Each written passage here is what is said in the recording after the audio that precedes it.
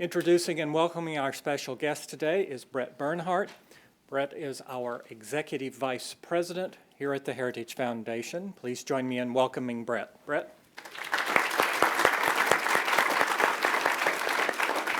Thank you, John. Good morning.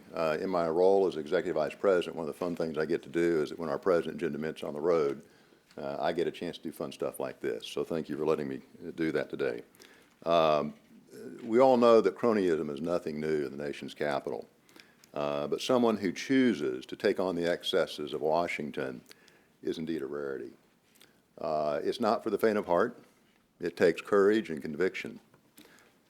Even the so-called progressives here in Washington say they're champions of regular Americans, and then they go on to support crony programs like the Export-Import Bank. We've seen that happen. But we know that government tends to restrict, not give more freedom. As a result, freedom suffers, opportunity gives way to favoritism. Today's speaker understands this problem very well. He came to Washington on a wave of sentiment to return the control of government to the people, and the sentiment hasn't dulled. In fact, it's grown to a roar.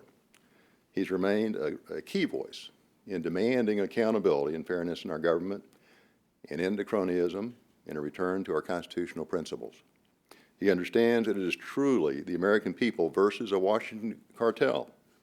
So, ladies and gentlemen, join me in welcoming the author of the upcoming book, A Time for Truth, Reigniting the Promise of America, Senator Ted Cruz of Texas.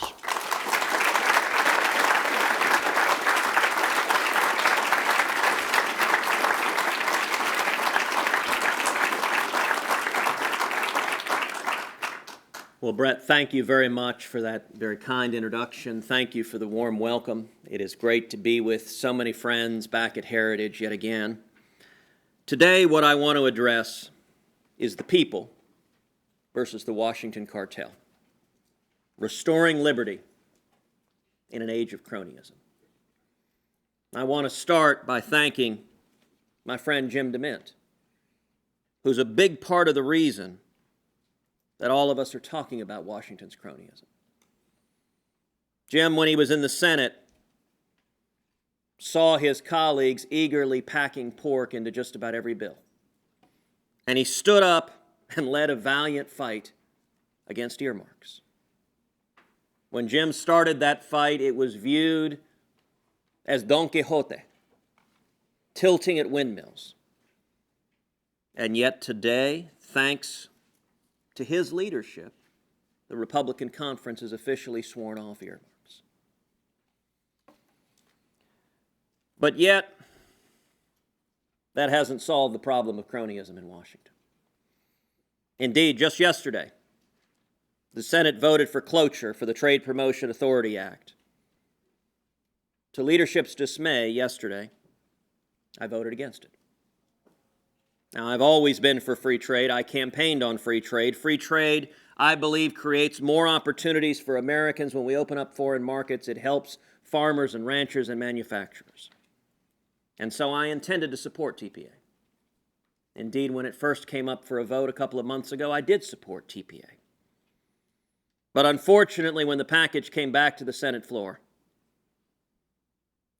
it had gone far beyond simply being about trade. Once again, Congress had become enmeshed in backroom deals. And they were using TPA as an opportunity to promote, among other things, reauthorizing the Ex-Im Bank and potentially even enabling President Obama's illegal expansion of immigration. And this seems to be an all too common trend in Washington, that whatever is happening, corrupt backroom deals dominate the end product.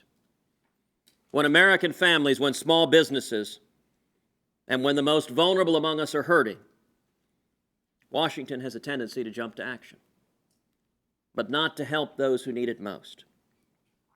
Washington is looking for solutions for Washington, not solutions that empower citizens across the nation to succeed. Instead, Washington's solutions invariably help the rich and well-connected. When the 2008 housing crisis hit, millions of Americans leaving families with real estate at a fraction of the value, sunken savings accounts, and mortgages they couldn't pay back. What did Congress do? Bail out big business.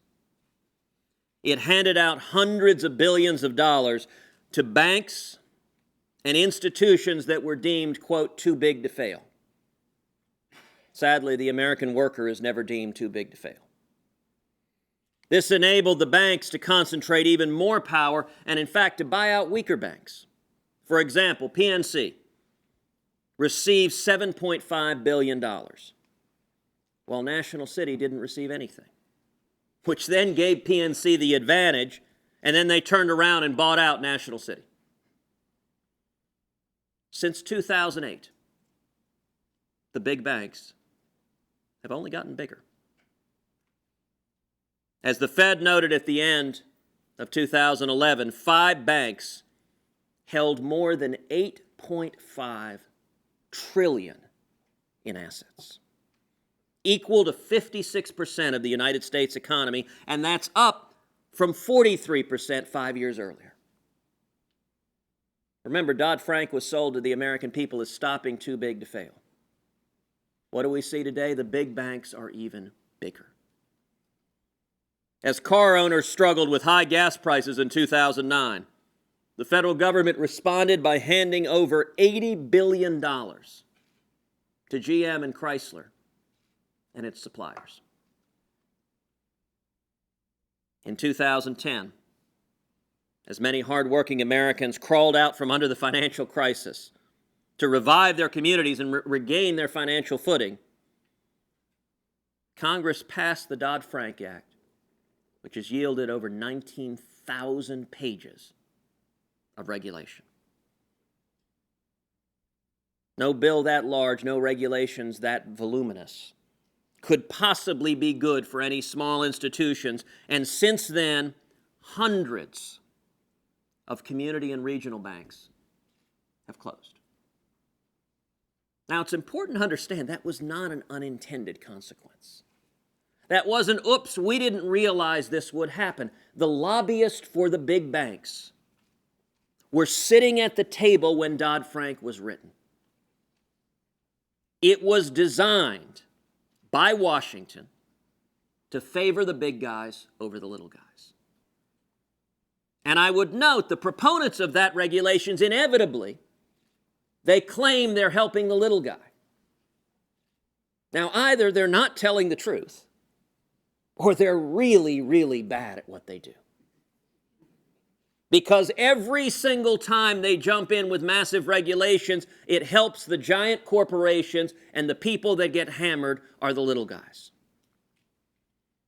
In 2013, when Obamacare went into effect, it imposed huge burdens on small business owners and young people.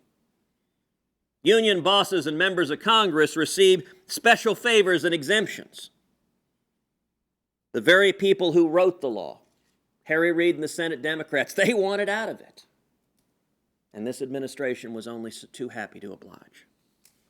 Today, the taxpayers subsidize their platinum plans, while millions of Americans across this country have lost their jobs, have been forced into part-time work, have lost their health insurance, have lost their doctors, are facing skyrocketing premiums. Members of Congress retain their illegal exemption from Obamacare. Washington's favors have gone on for far too long. If you take a look at the map of the United States, our office took every county in the country and color-coded it for whether median income had gone up or gone down. It's quite striking. That map looks almost exactly like a geological map of shale formations across this country. Indeed, on the Senate floor, I put that map up with a clear plastic overlay of the shale formations. You can see up in the Bakken, North Dakota, the counties, all of those counties' median income has skyrocketed. You can see the Barnett Shale and the Permian and the Eagle Ford, median income has skyrocketed. You can see the Marcellus Shale, median income has skyrocketed, although it's interesting. The Marcellus Shale doesn't end at the Pennsylvania border, but the jobs do.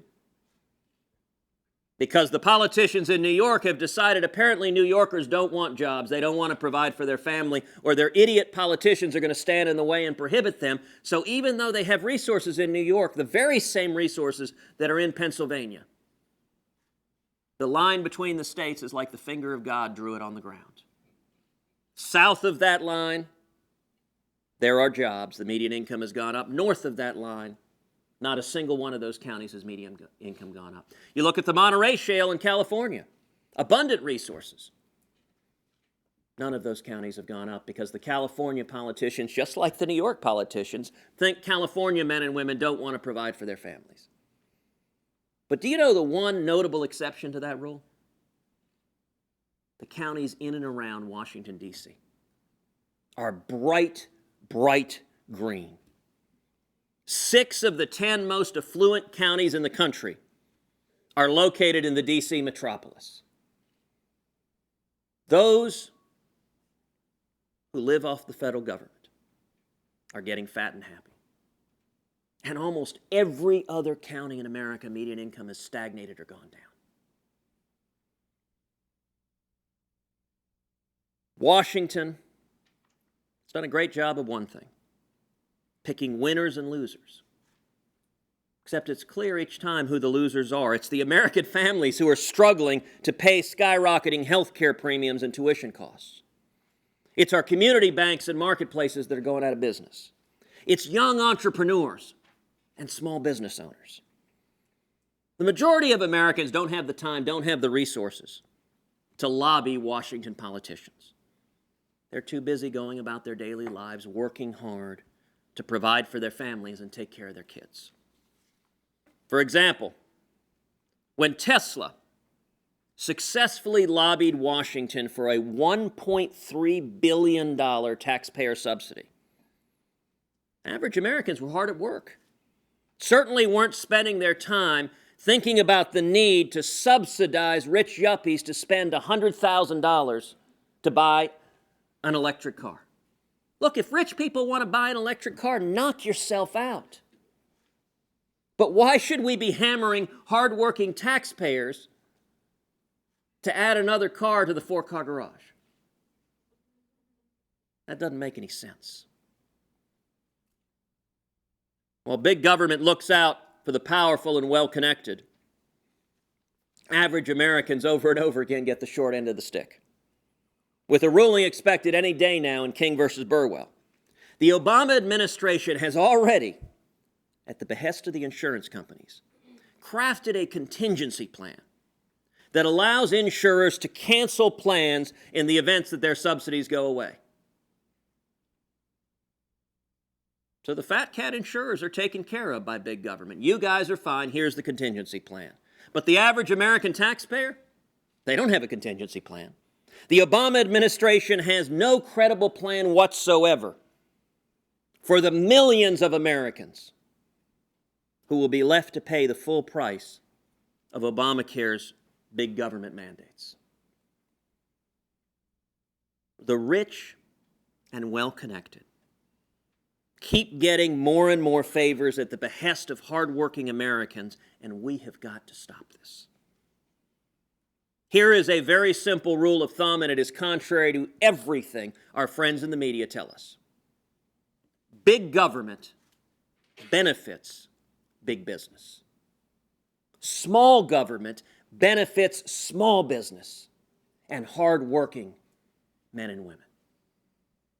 You will never hear that on the nighttime news because the purveyors of big government always promise they're helping the little guy, and yet they keep getting the fat cats richer and richer and richer.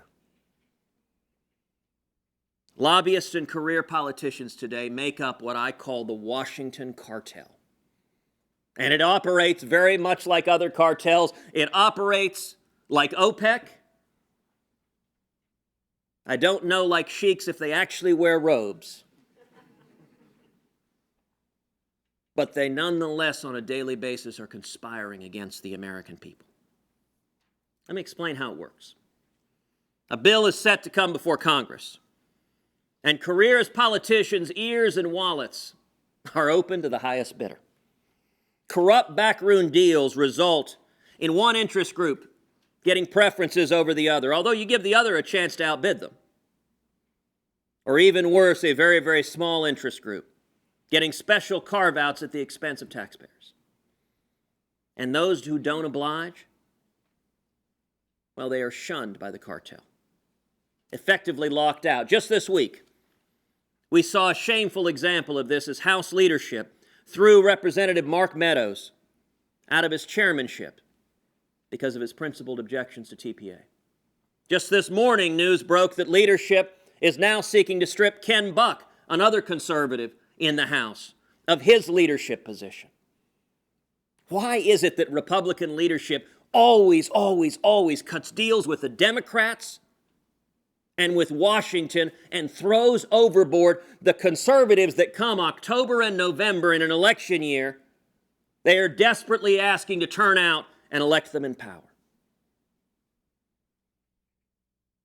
The Washington Cartel has amassed more and more power at the expense of the American taxpayer, with the same recipe repeated over and over again.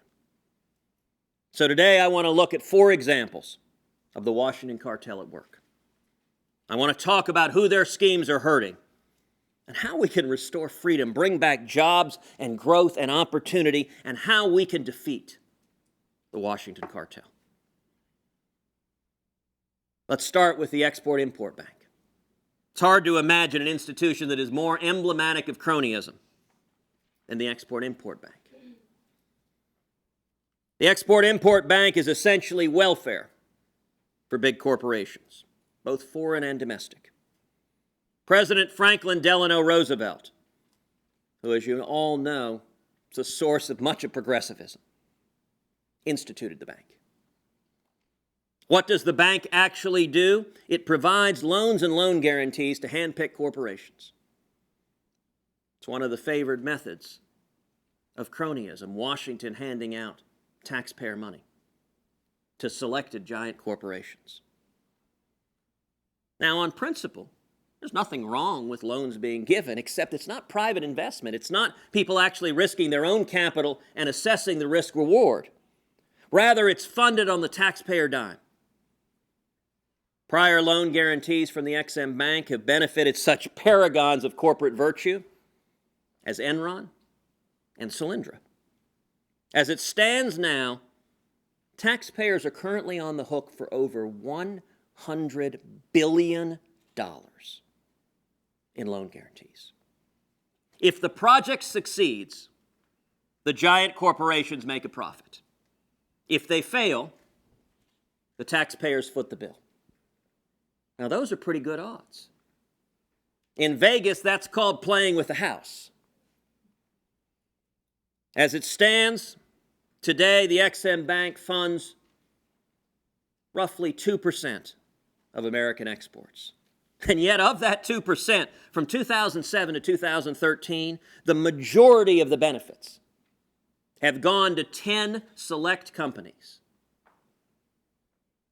It's good to be the king, and it's good to be a major donor to the king and to be gathering billions of taxpayer dollars because of it. Along with subsidies that support foreign companies. It's not just domestic companies. Foreign companies do very well with the EX-Im Bank at our expense. For example, Air India, a state-owned company that's right now putting at risk approximately 7,500 American jobs with the help of Uncle Sam. Or Australian Roy Hill Mine, to the detriment of our manufacturers and ultimately resulting in an estimated loss of $1 billion of iron ore sales here in America. That's the taxpayers funding the government, funding foreign corporations to hurt American workers. EX-Im kills American jobs and often favors foreign investment over American investment. It also has this terrible record of subsidizing unfriendly regimes with problematic human rights records. In 2013, just 1 year, the EX-Im Bank streamed $35 million to Venezuela banks and investors. $335 million to Argentina, $1 billion to Russian financiers, and $2.7 billion to Communist China. Mind you, this is at the same time Russia is invading Ukraine. We're saying this is unacceptable, but by the way, here's $1 billion. That sort of makes the foreign policy protestations of the administration a little bit hollow. Several companies that have received taxpayer-backed XM financing even admitted to previously doing business in Iran through their subsidiaries, undercutting efforts to sanction the Iranian regime. Moreover, the Justice Department recently indicted former XM loan officer Johnny Gutierrez with bribery charges. More charges could be coming, and this very institution, the Heritage Foundation, uncovered some 74 cases of fraud and corruption at the XM since 2009. The Washington Cartel's favoritism and cronyism inevitably breeds corruption. When you have government officials giving out billions of dollars of taxpayer money, suddenly the people who want that taxpayer money have every incentive in the world to further that corruption, both latent and blatant. And yet, the process of passing TPA, it appears that Senate and House leadership has made a deal to schedule a vote to reauthorize the Export-Import Bank, that was part of the price of TPA. That was a major reason why I voted no. Now, in response to my criticism, leadership in both chambers has said, there is no deal. Excellent. Prove it. If there is no deal, we should let XM expire and let it stay expired. For once, all Congress has to do is do nothing. And if Congress is good at anything, it's doing nothing. If leadership, as it says this week, there is no deal on XM, then simply do nothing, let it expire, and end the gravy train for Washington lobbyists on the Export-Import Bank. A second example. Renewable energy mandates are arbitrary government regulations that distort the free markets and artificially raise the cost for American families and job creators. In 2005, Congress passed the Energy Policy Act, and one of the provisions in it was the Renewable Fuel Standard, which requires that renewable fuels be mixed into our gasoline supply. Now, I support renewable fuels, I support biofuels, but I don't support policies from Washington that pick winners and losers in the market. One of the mandates included was the ethanol mandate. Over the years, it has been proven there's a demand for ethanol in the market. But ethanol should stand on its own, not atop the footstool of the government. The ethanol mandate requires 16 billion gallons of biofuels, requiring a plot of farmland roughly equal to the size of the state of Kentucky. As a result, that has diverted corn from livestock and the food supply, and has contributed to increased food prices.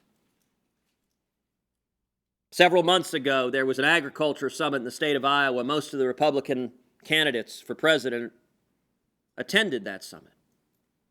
Every single candidate but one pledged his support for continuing the Iowa ethanol mandate.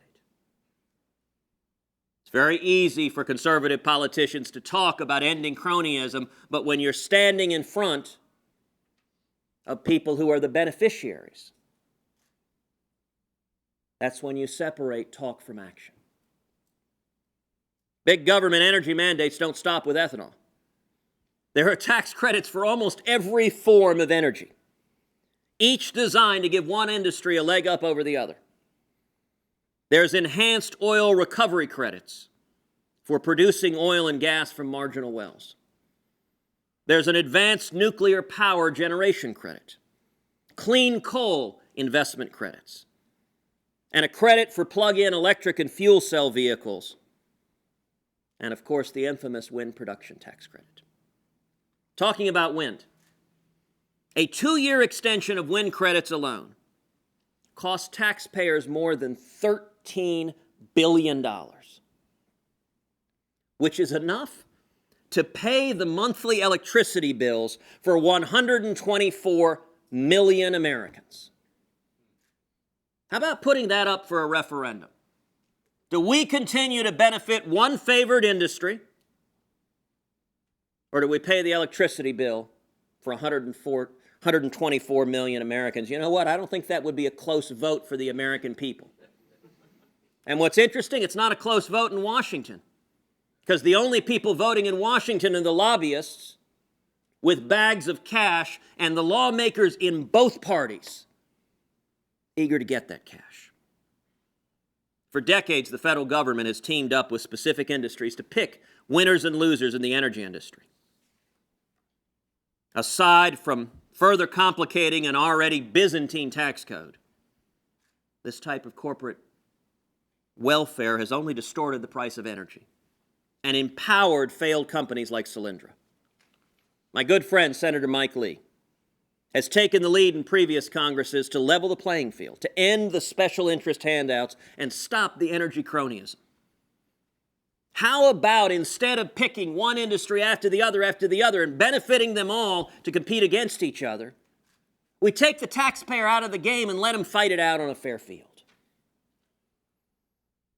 Senator Lee has introduced the Energy Freedom and Economic Prosperity Act, a bill designed to eliminate all energy tax credits, and a bill that Senator Jim DeMint championed before Mike took the lead on it.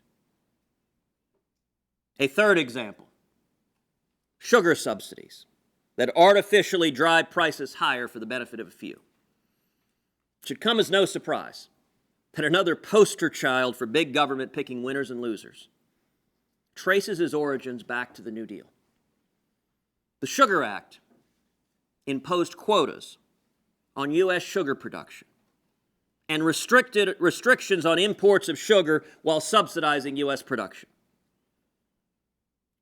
Now, I will note this form of cronyism seems particularly un-American.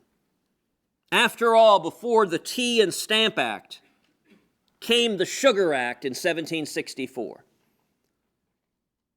You'll recall we fought kind of a bloody revolution over that. And it was then that the cry of no taxation without representation was widely voiced by the colonists.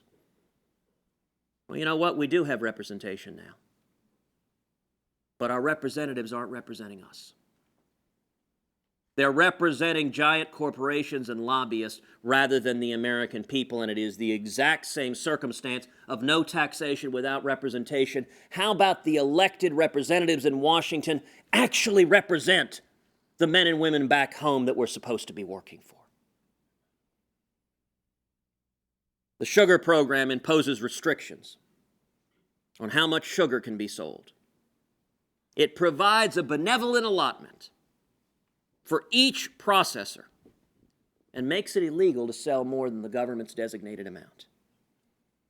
Now, one could be forgiven for thinking this kind of centralized planning came from former Soviet apparatchiks. You go sell that. You go sell that. I mentioned the cartel. It's what OPEC does every year. They sit around a table and say, you go sell that. You go sell that. We're going to conspire against the American taxpayers. Both cartels, by the way, have the same principal victims. Unfortunately, both Republican and Democratic administrations have kept this program essentially unchanged for 80 years, increasing the cost of sugar for all Americans. The Wall Street Journal reported last December that at the time sugar was 58% more expensive here at home than at the global market. Why should Americans pay 58% more for sugar than people in the rest of the world, only because the Washington Cartel is taking that additional money and giving it to the select few favored lobbyists. And it's not just sugar that you put into your coffee or your tea.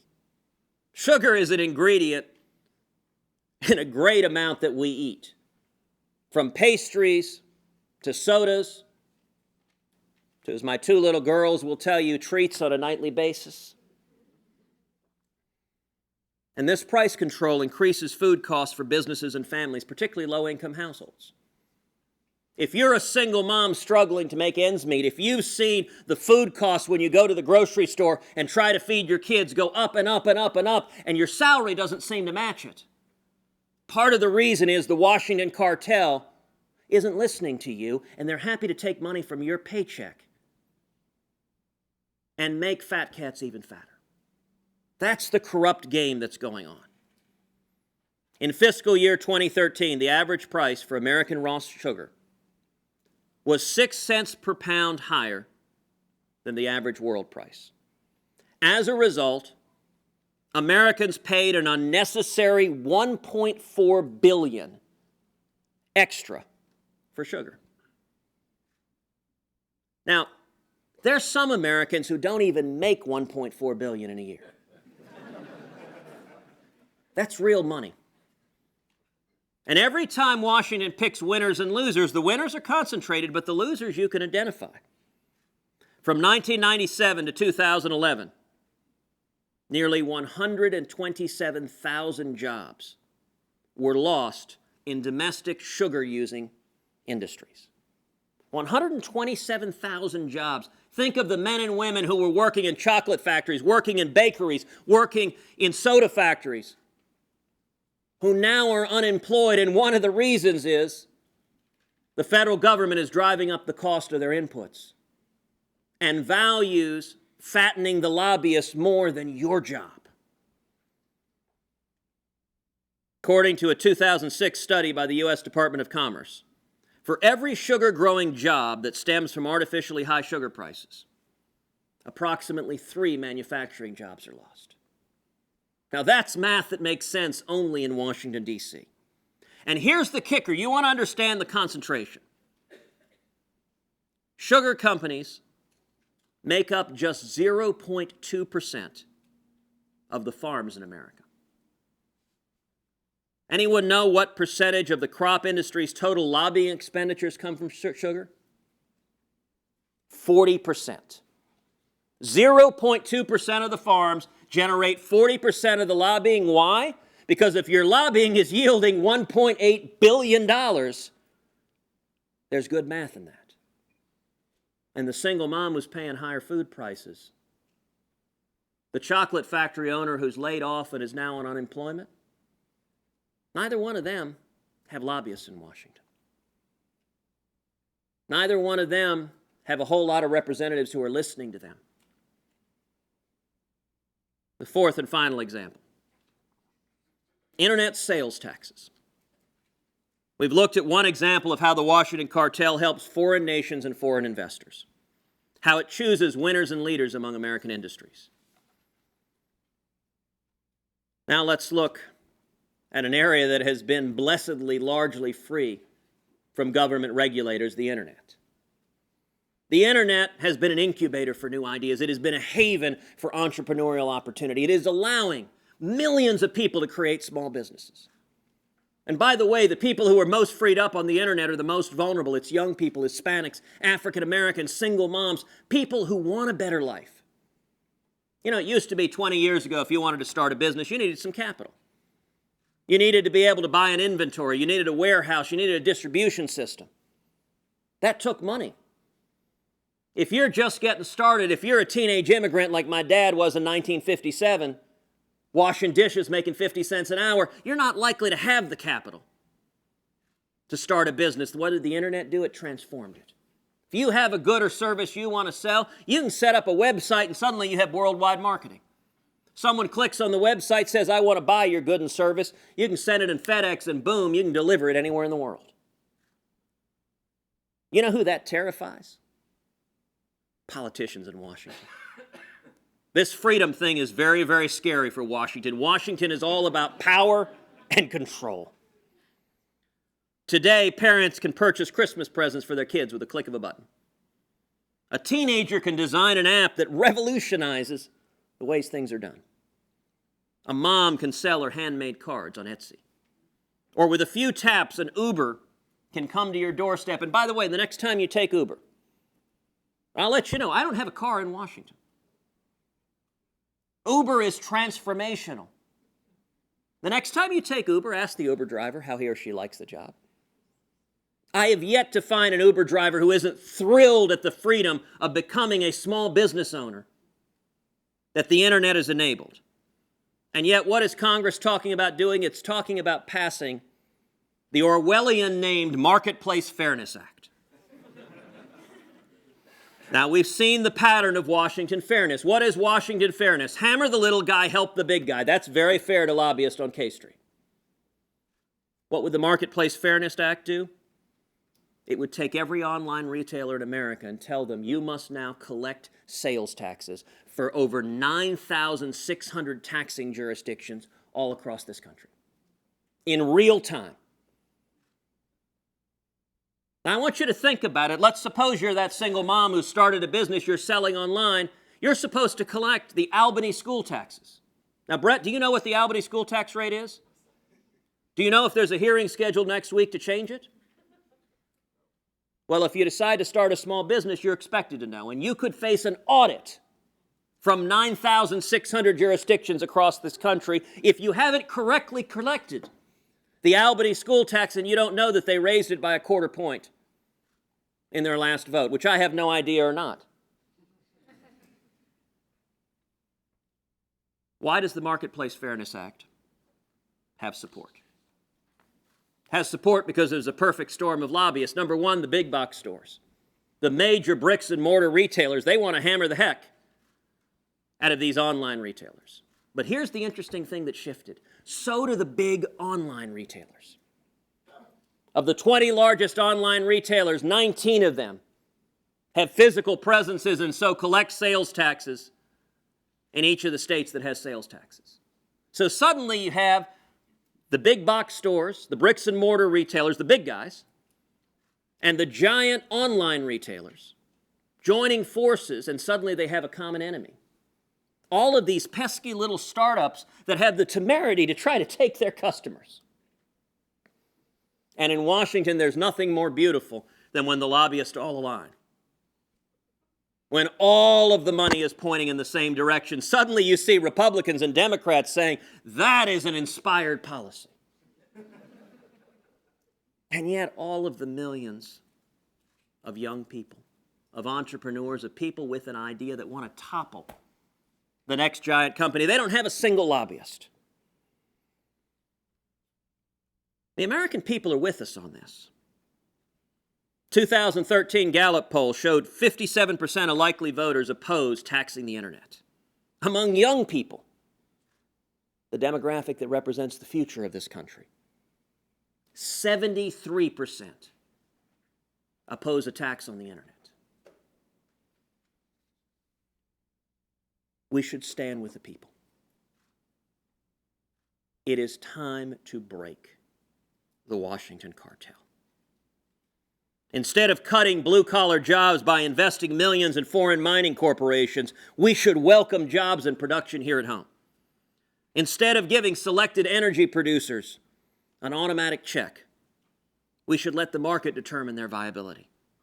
Instead of forcing restaurants and bakers and families to pay more for sugar and to undercut competition, we should welcome lower prices.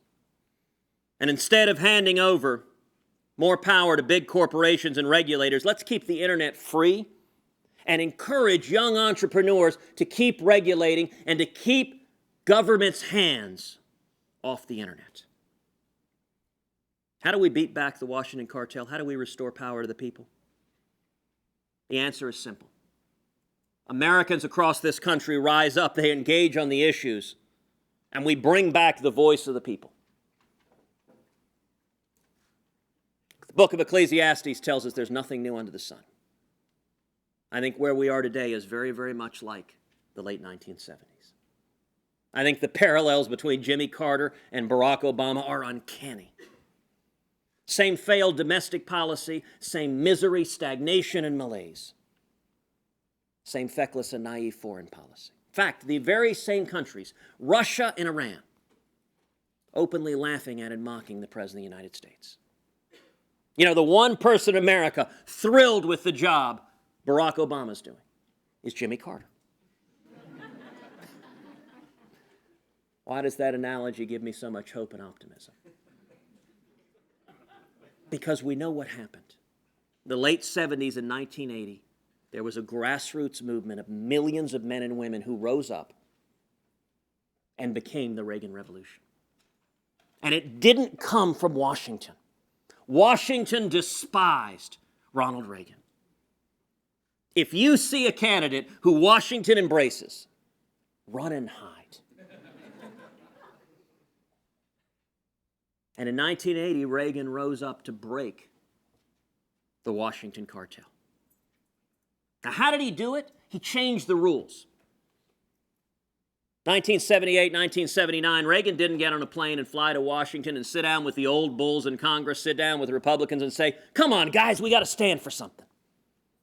He recognized that then and now they weren't listening to the American people. Instead, he took the case to the American people. And it transformed this nation. How do you change? How do you break the Washington Cartel? You change the rules. You know, there's an old joke that politics is Hollywood for ugly people. My wife says I resemble that remark.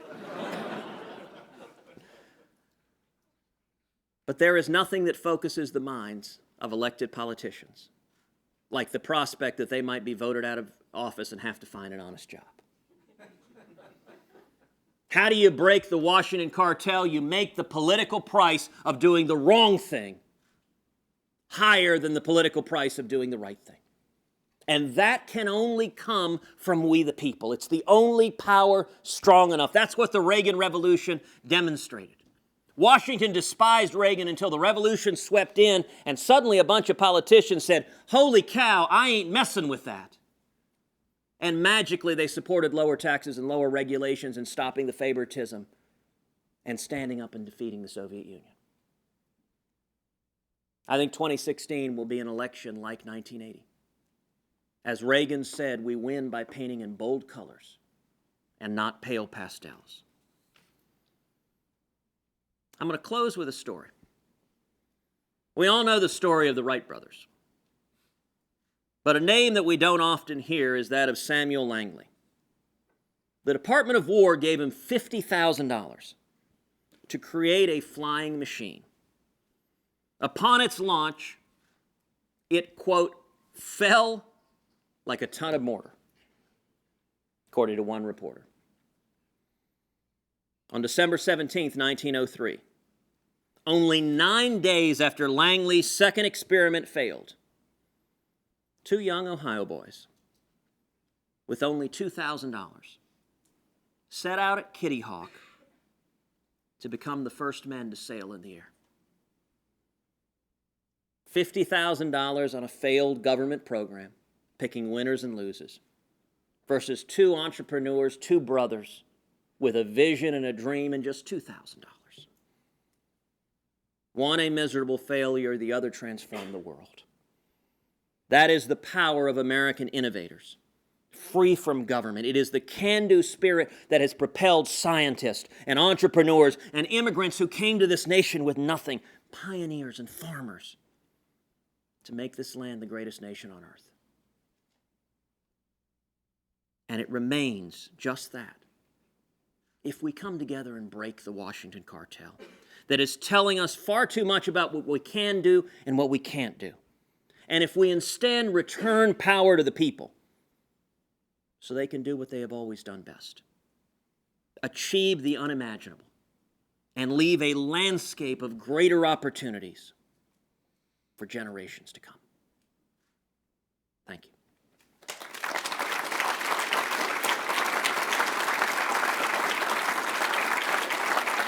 I'll recognize President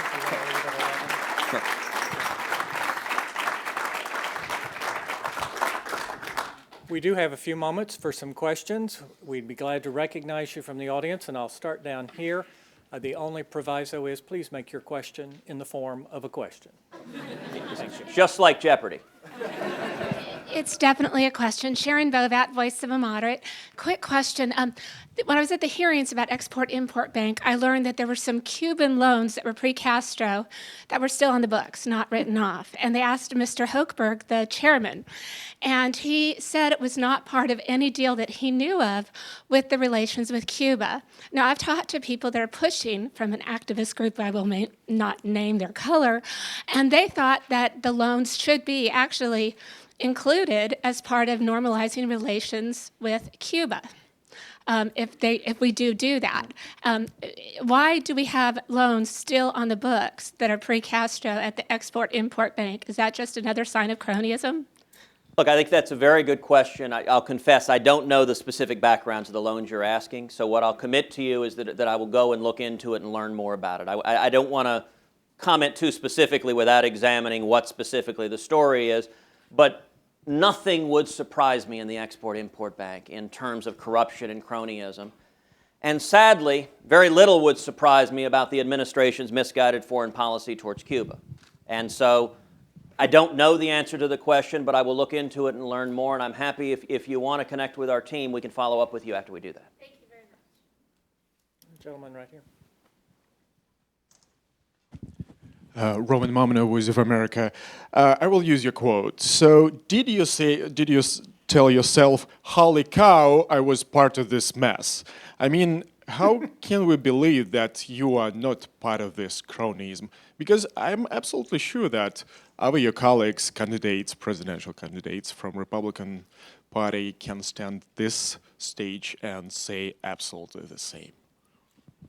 Well, thank you for that question. You know, I'm a big believer that actions speak louder than words. And if you want to know if someone's willing to take on Washington, the question we ought to ask every candidate, you know, candidates are big at pointing to when they fought Democrats, and it's sort of easy to stand up and say you're fighting Harry Reid or Barack Obama. What I'm interested in is when someone has taken on their own party. When they've stood up to Republican leadership in Washington, when they've stood up to the corruption, when they've spoken the truth about it. Because you mentioned it's easy for folks to do that. It's interesting when it comes to the cronyism. At the Iowa Ag Summit, just about every Republican candidate was there, and every candidate but one embraced the ethanol mandate. I was the only one who didn't. And I would note, when you ask, you know, how can you know that I'm not one of them? You know, that was the most common question I got when I was campaigning in Texas for the Senate. When I traveled the state, people over and over again, they said, how can we trust you? We've been lied to over and over and over again. How can we trust you? And my answer was, you know what? You shouldn't. Don't trust any politician. Demand that we show you. What I told Texans, I said, listen, if I go to Washington and just vote right 100% of the time, I'll consider myself an abject failure. Because our country's in crisis. If I'm not standing in front, if I don't have arrows up and down my torso, then I won't be doing my job. And I said, hold me accountable. When I come home in 6 months or a year, if I'm not leading the fight, I want you to stand up in public and say, Ted, why'd you lie to me? Now, you can say a lot of things about me, but beloved by my colleagues in Washington is not one of them. And I would note it's not for a lack of civility. Every conversation I've had, to the best of my knowledge, I've never spoken ill of any member of the Senate, Republican or Democrat. I endeavor to address everyone with respect, with civility, but speaking the truth about what's going on, that is deemed the rudest and most unacceptable act of all. And yet, in a time such as this, speaking the truth is a radical act. I'll give you an example. Let's go back a little over a year ago to the fight over the debt ceiling. You recall the fight over the debt ceiling? So that started every year. It comes to Congress to decide whether or not to raise the debt ceiling to allow the federal government to borrow more money. President Obama started that battle by coming to Congress and demanding a so-called clean debt ceiling. He wanted trillions more in debt with no spending reforms whatsoever. Now, that was an audacious demand, but it wasn't surprising. What was surprising is House Republican leadership decided to give him everything he wanted. So House Republican leadership joined with 192 Democrats to pass a clean debt ceiling, rolling over some 200 House Republicans. Then it came to the Senate. Now, the week it came to the Senate, typically in order to move to proceed to taking up the debt ceiling takes 60 votes. That's the way the Senate has operated for decades. But any rule in the Senate can be changed by unanimous consent. So the week that we began to take up the debt ceiling, we started at Tuesday at lunch. Republicans have lunch Tuesday, Wednesday, Thursday. Every week we're in session. The Tuesday lunch, Republican leadership stood up and said, we're asking every Republican here to consent to lower the threshold for Harry Reid to take up the debt ceiling from 60 votes to 50 votes. And we were told by our leadership, every one of you, all 45, should consent to this. In fact, we cannot imagine a reason anyone would disagree. For two reasons. Number one, if we do it, it will happen. And hallelujah, hallelujah, that's the outcome we want. Raise the debt ceiling, trillions more in debt, and no spending reforms. We're scared of this issue. We can't have this fight. And number two, if we do this, the Democrats will have the votes to do it on their own. So every one of us can vote no. And we can go home and tell our constituents, we opposed the thing we just consented to allow happen. I got to tell you, when I went to that lunch, I actually didn't go to that lunch intending to pick a fight. I assumed leadership would have some tepid plan where we would fight meekly for something that doesn't do much of anything. It never occurred to me their starting point would be complete and abject surrender, simply agree with Harry Reid and Barack Obama. That's the starting point for negotiations. So my response, I raised my hand. I said, listen, there's no universe in which I can agree to that. I spent 2 years campaigning across the state of Texas telling people, if you elect me, I will fight with every breath in my body to stop the out-of-control spending and debt that is bankrupting our kids and grandkids. If I were to affirmatively consent to lower the threshold to make it easier for Barack Obama and Harry Reid to add trillions in debt while doing nothing to fix our underlying spending problem, I think that would be unfaithful and dishonest to the millions of Texans who elected me. Now, I can tell you, in the entire time I've been in the Senate, there is nothing that I have done that has engendered more hatred, animosity, and vitriol than that simple objection. For the remainder of the week at each of the Senate lunches, Senate Republicans screamed and yelled. At one point, one of them said, Ted, why are you trying to throw 5 Republicans under the bus? Because if we didn't change the rules, then 5 Republicans had to vote with the Democrats to take up the debt ceiling. Now, my response was, I'm not trying to throw anybody under the bus. It's leadership that's asking you to jump under the bus. Every one of you campaigned telling your constituents the same darn thing I did. All I'm asking you to do is actually do what you said you would do. The entire week of those battles, there was only one senator who spoke out vocally in support of me. Out of 45 Republicans in the Senate, Senator Mike Lee was the only one who stuck his neck out and stood with me. Now, what happened at the end when it came up for a vote? Typically, the Senate floor votes last 15 minutes. So it came up for a vote. At the end of 15 minutes, there were 59 votes. There weren't 60. They'd only gotten 4 Republicans. But this vote didn't last 15 minutes. It was held open another 15 minutes, another 15 minutes. It stayed open an hour. During the hour, Republican leadership is pounding on Republican senators to switch their votes. During this whole process, Harry Reid isn't lobbying. Harry Reid was sitting back at his desk laughing, watching Republican leadership fight to help him and Barack Obama add trillions in debt. Finally, at the end of the hour, both of the top two Republican leaders walked down to the well of the Senate, together voted yes, flipped their votes, and a total of 8 Republicans flipped their votes, so it went from 4 to 12, and we took it up and added trillions more in debt.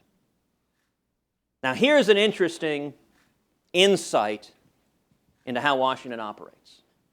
Normally, when the Senate votes, the clerk reads the votes out loud.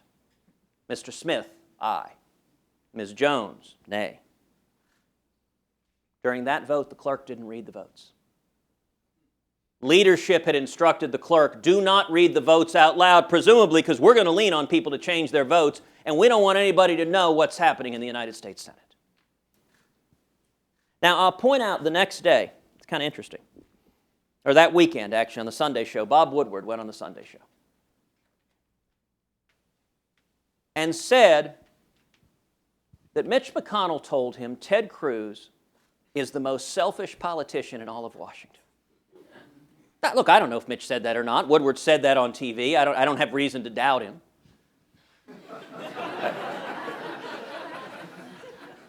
And I will say, as I was listening to it, I was struck by the strange, upside-down rules of Washington. There's a Freudian projection that goes on in Washington. So, in Washington speak, it struck me, well, gosh, if I'm selfish, then I must be a blithering idiot. Because who selfishly would welcome the derision, the abuse, your fundraising shut off from this town, nasty press stories, written one after the other, all planted by Republicans? That's a very odd, you know what the selfish thing to do is? Come here and smile. Give an empty speech that bloviates occasionally at a think tank. Vote with the crowd. Don't rock the boat. And you know what? You can stay in the Senate forever.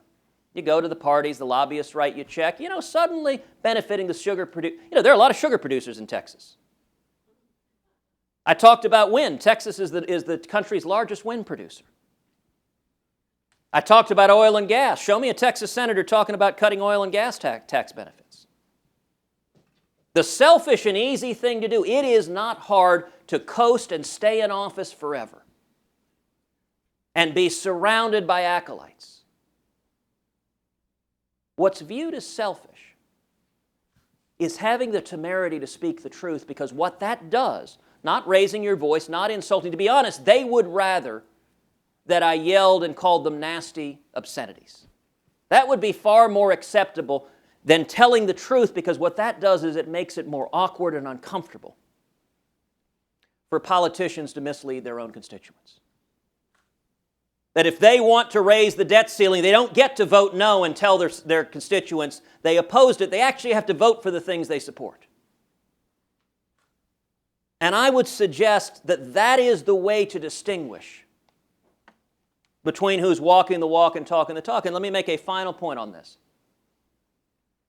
There is a direct correlation between those who stand up for conservative principles and those who are vilified in Washington.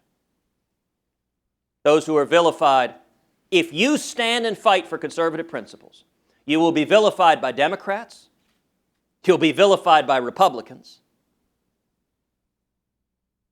you'll be vilified by the mainstream media. Now, there's some Republicans who say, well, gosh, if anyone's been vilified, we can't nominate them for anything because they're all beaten up and bloodied. That's the lie of the Washington Cartel. That means the only people we ever nominate are people who never take on the Washington Cartel.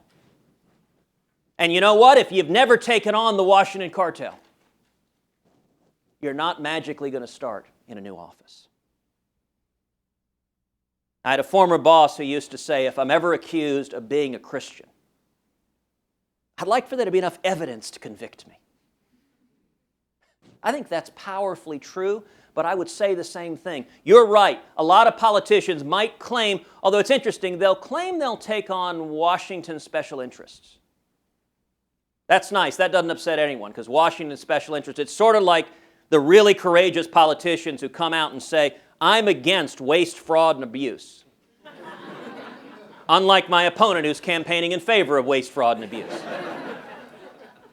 There's no substance to that. Show me the candidates that stand up and list chapter and verse, this program, that program, this program, that program, every one of whom has lobbyists, and I guarantee you they're lobbyists. Ain't cutting checks to me.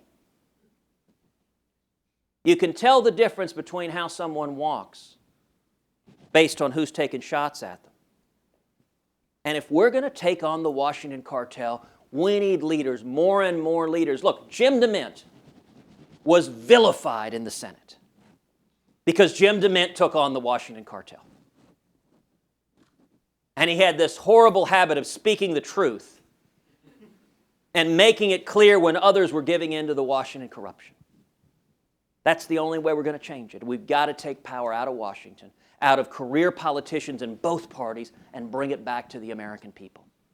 It's happened before. It happened in 1980. I believe it's happening again right now. Thank you very much.